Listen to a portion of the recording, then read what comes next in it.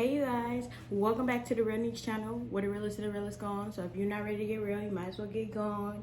I'm back. I know you guys missed me. I know you missed me. If you didn't miss me, what are you doing here? I'm just kidding. But welcome new, welcome all.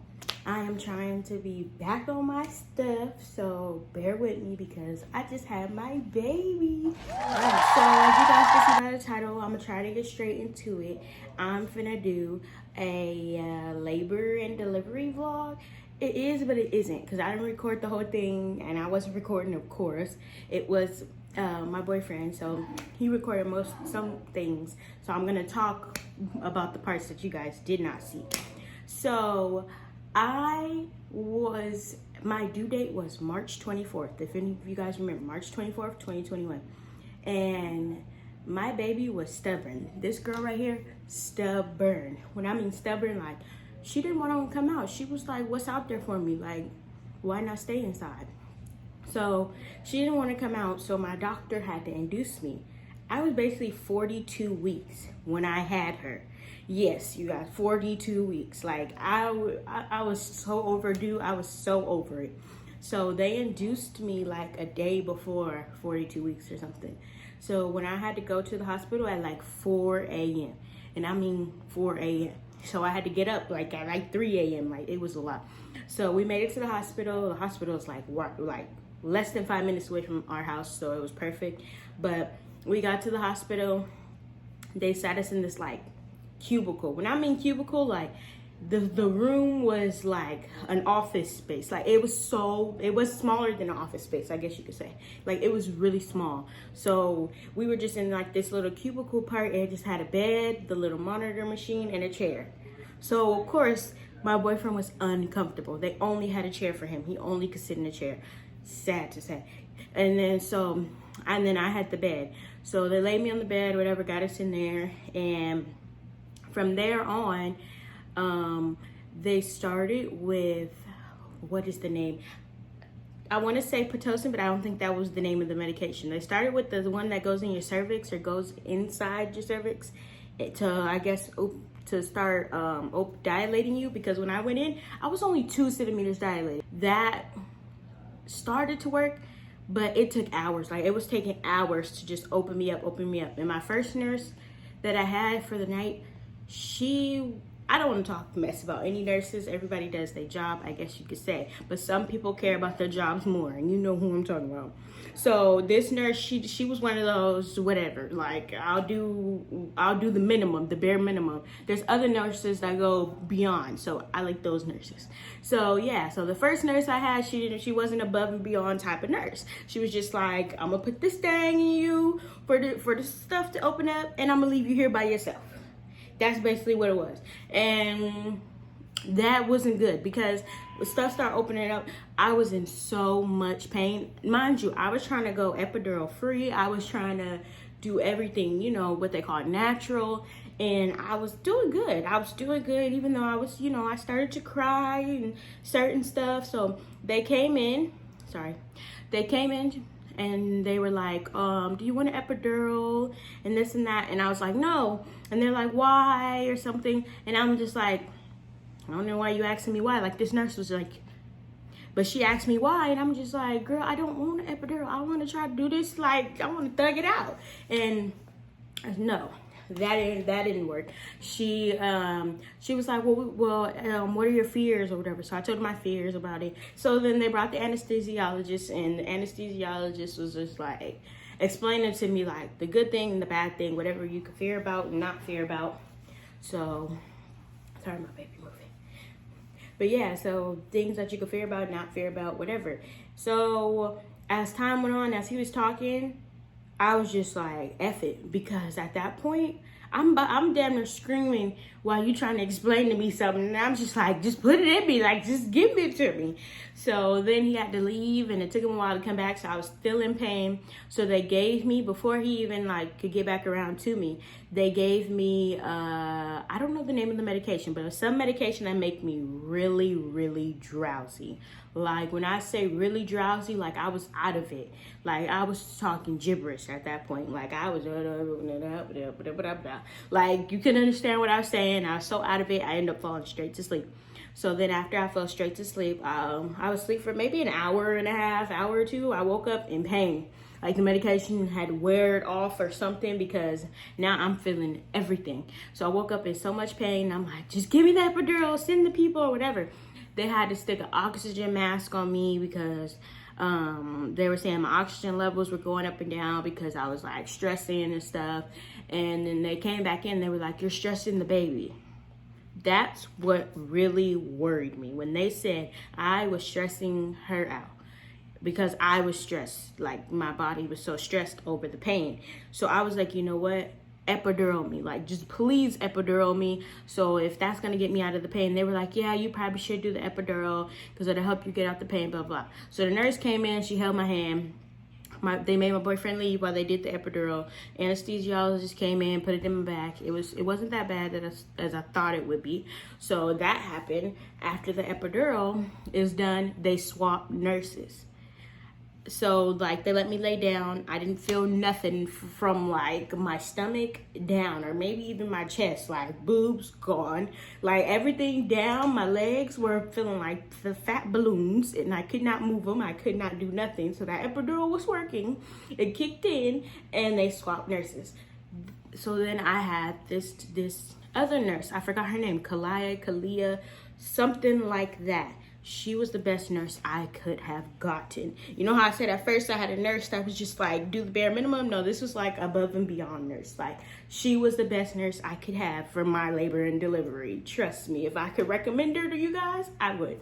But anyways, yeah, so they swapped out nurses. She came in and she was like, oh, I gotta check your dilation. Mind you, my other nurse did not check my dilation. And remember, they put the whole little cervix things in me to dilate me. They put it in my cervix, whatever you call it. They put that in there to dilate me. So she was being supposed to check if I was dilating. How are you gonna know if I'm even moving along? All this stuff is happening. I'm in so much pain, and you did not check my dilation. So then the new nurse that came in and doing her job, she checked to see if I was dilated. And so then she came in, she checked. I was like 4 centimeters, so I already started dilating 2 centimeters. Like I was already moving on. That's why I was getting in more pain. So after that, she just left it alone for a second. The nurse left. She was like, I'm gonna let you sit here and dilate more, whatever. I wasn't feeling nothing by then. So I'm just like, can I eat? So they pulled up like the tray to me. I tried to eat something. I threw up. I didn't even get anything in my mouth. I looked at the food and I threw up. And you already know hospital food is not it. So when I seen the hospital food, I was just, and I had a mask on. So then the throw up got all in my mask. So we had to throw my mask out, everything. So that was done. And then after that, the nurse came back in not too long after that. And she checked me again. And she was like, I think your water broke. I'm like, did it? I don't feel like it broke because I can't feel anything. Mind you guys, I can't feel anything. So I didn't even know my water broke. So she helps break my water more, and that happens, and the dilation speeds up even more. Like a couple hours, I was up to like 6 centimeters. Like it kept moving. So she kept coming back to check me. I started being at like 6.5 centimeters. Then she came back, checked me again, and yada, yada, yada. We got down to 9 centimeters or 9.5. It was one or the other. They were like, we got to move you. I'm like, can we get out this little box you didn't put us in? Because my boyfriend is uncomfortable. He's been sitting in a chair for hours. He almost laid on the floor, like made a pallet. And I was just, in the bed trying to be comfortable. So I'm like, yes, get us out this box of a room. Then we went to the room that I was going to deliver in. So they had us in the room that I was going to deliver in or whatever. It was like, I guess, like a pre-room before you move again. So we was in that room, and they had the little bed where the baby goes in. And then they had the little, it was like a laid out type of cushion thing. So my boyfriend could actually get some rest. He didn't have rest like the whole time since freaking 3 a.m. or whatever since he woke up. So yeah, they had him a little area to rest at and stuff like that. And then I got a bed, of course. And then there was a little bed when the baby come out where they weigh the baby and clean them up and stuff like that. So fast forward, at 9 centimeters, the baby's not going any farther than that. She's kind of stopped dialing. The medication, they had to take it out. The little thing, they had to take it out because it wasn't working anymore, or was just past its hours. So after that, they were like, okay, well, now we could put you on, I don't know if it was the Pitocin or something else that was going to speed me up. And they were like, this one, because, you know, I didn't want to put too many drugs and I have to give birth.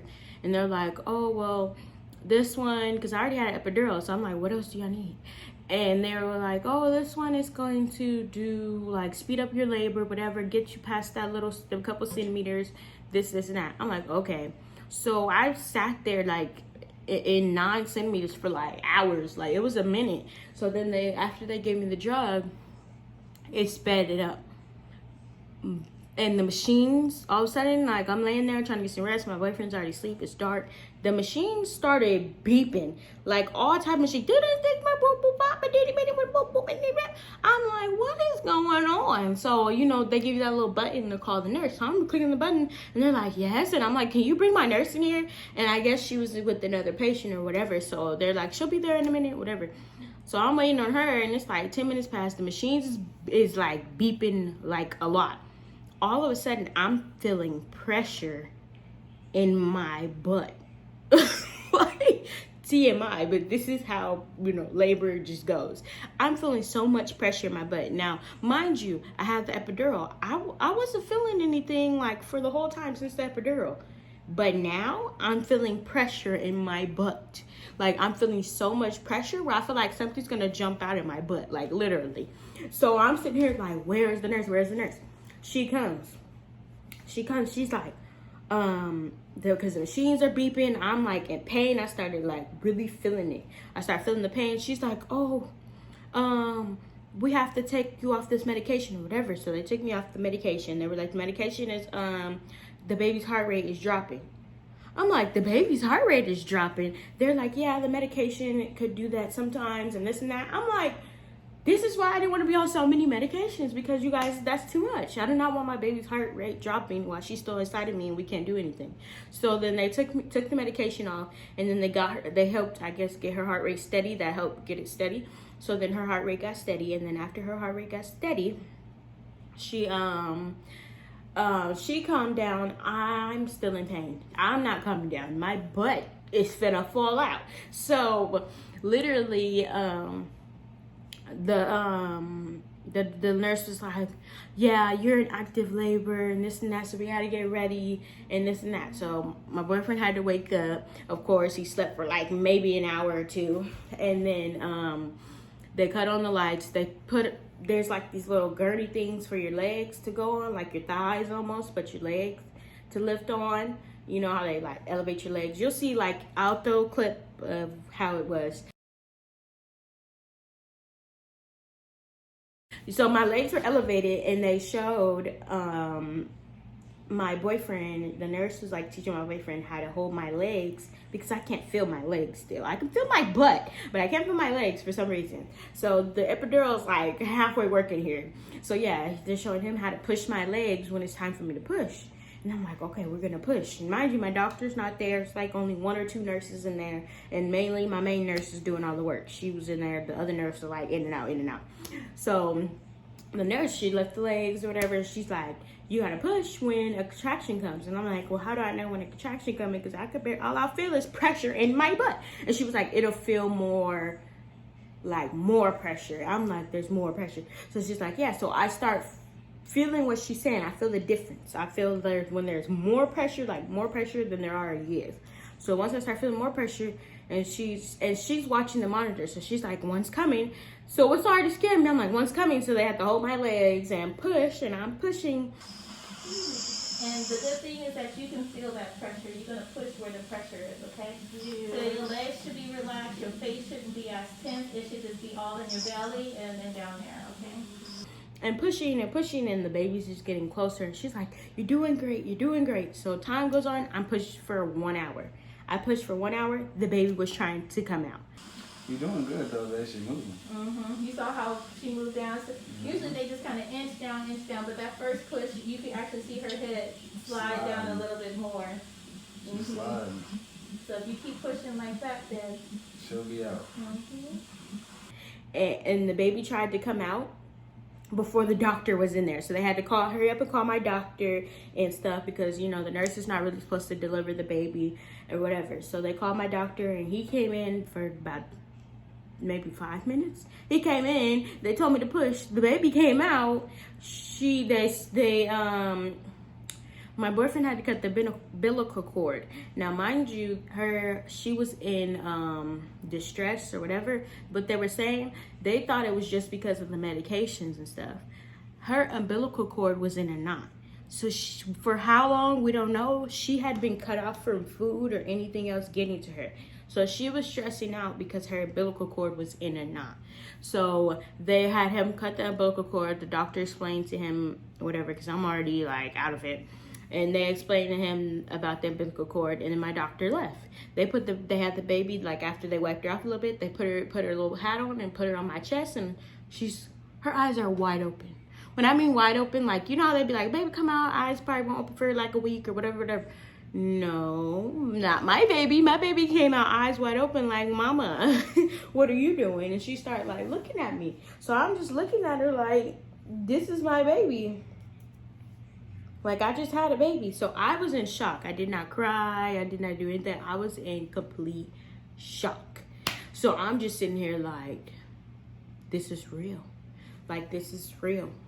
And mind you, because of COVID, only one person could go. And of course, her father went. So my mom could not go. So she was on FaceTime. She was crying and everything and all that. And I'm just sitting there in shock. I'm just like, I just had a baby. Like, a baby just came out of me. She is on top of me. I just had her. Like, I was in so much shock for a minute, you guys. And I had her naturally, not naturally as far as epidural, but naturally, like, vaginally. And I did not tear. And my doctor was very proud of me. And, you know, for my first baby, people kept thinking, "Oh, you're gonna tear," and this and that. Nope, did not tear, did not have that problem. Everybody's story is different, but I was in labor for 24 hours. She did not come until 3:30 a.m. So mind you, I was induced at 4 a.m. the day before. She didn't come until 3:30 a.m. the next day. So I was in labor for 24 hours, and, well, if you want to be technical, 23 and a half, but you know who. I could take that little half, it took me a half an hour to get myself together to get to the hospital, so I was in labor. But anyways, yes, that is the end of my labor and delivery vlog. I will throw some clips in here. This video got a little long, but if you guys really wanted to know what happened, I had to spread it out. Thank you guys, and thank you for watching. Like, comment, and subscribe. I will try and be back with more videos.